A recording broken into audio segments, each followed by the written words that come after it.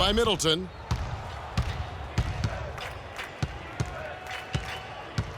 The pass to Beasley. Outside, out of Kumbo. 11 feet away.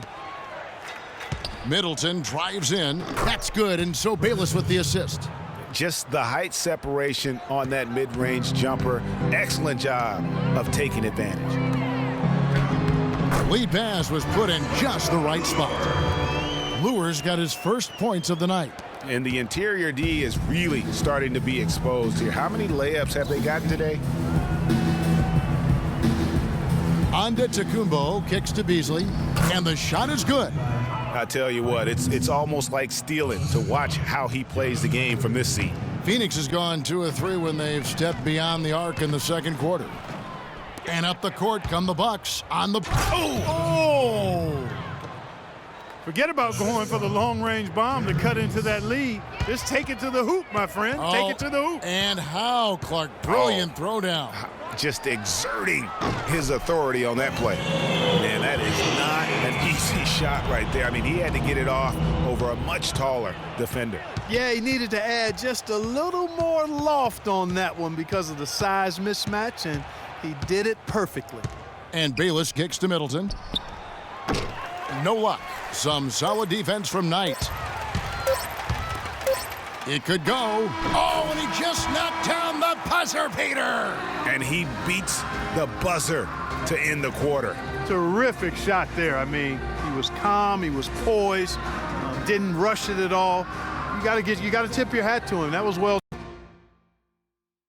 And well, Brandon, obviously a good first half for you. Was it a specific goal of yours to come out and help invigorate your teammates with your energy? Oh, yeah, just trying to be aggressive, but at the end of the day, just trying to make sure we're continuously improving as a team, making sure that, we're making strides to get better. Thank you for your time, Brandon. Gentlemen, back to you. Thank you, Doris, for that interview, and we'll see you back here after the break for the third quarter of basketball. The 2K Sports Halftime Show.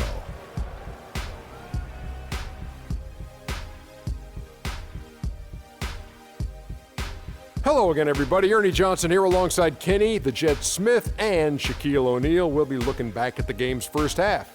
Out in front at the half is Phoenix. They are way out in front, leading by 17. Kenny, some perspective, please. Well, it comes down to confidence. From the opening tip, these guys had that swag. They had the attitude that you can't beat us, we can only beat ourselves. And now, Shaq, let's get your opinion on Milwaukee. You don't have to dig very deep to see why they're getting crushed. Just look at the rebounding stats. They've been weak juice on the glass, and it's going to cost them. Weak juice and barbecue chicken, what a diet. I'm sure they're getting an earful in the locker room right now, and they deserve it, Ernie. And that'll do it for now as the second half of our game is about to get underway. Kevin Harlan has the call.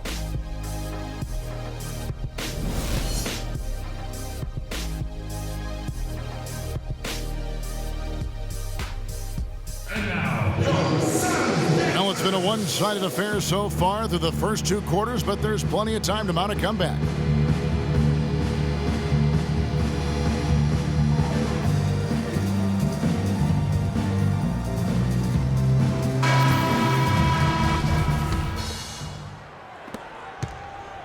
Bucks trail by 17.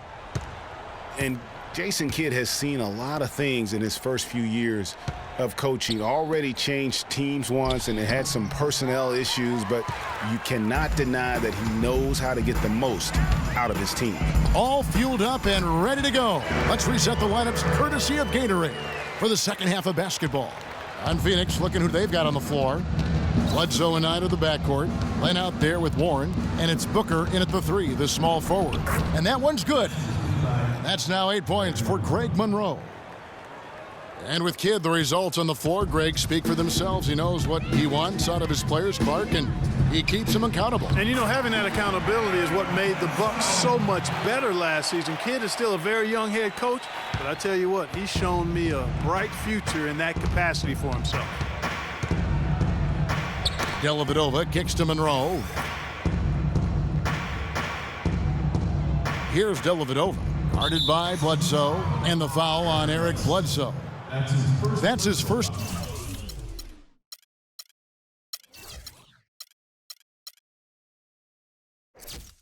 foul.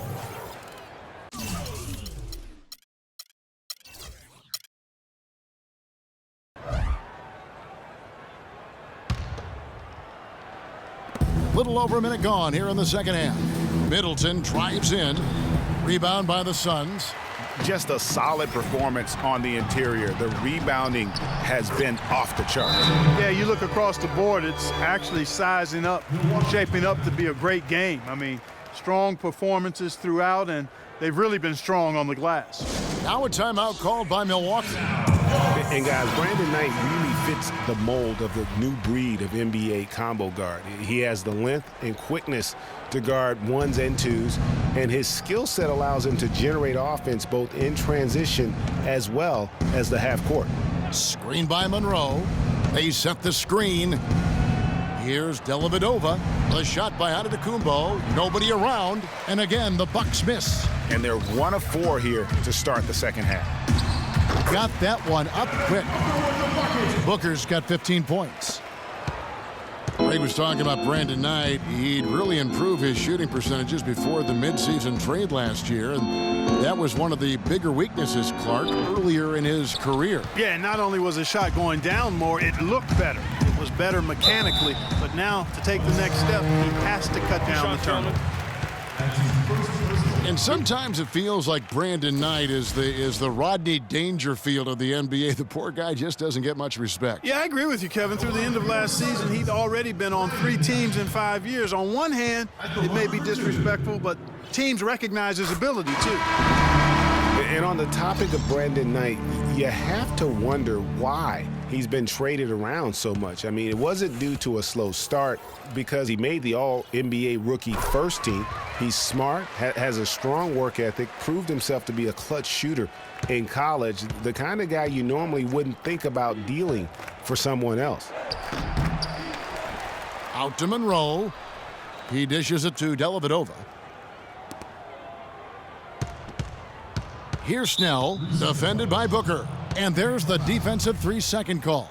The Bucks have made their only other free throw attempt today in an earlier trip to the line. And going back a season ago, they were a pretty average team at the line, about 76% altogether.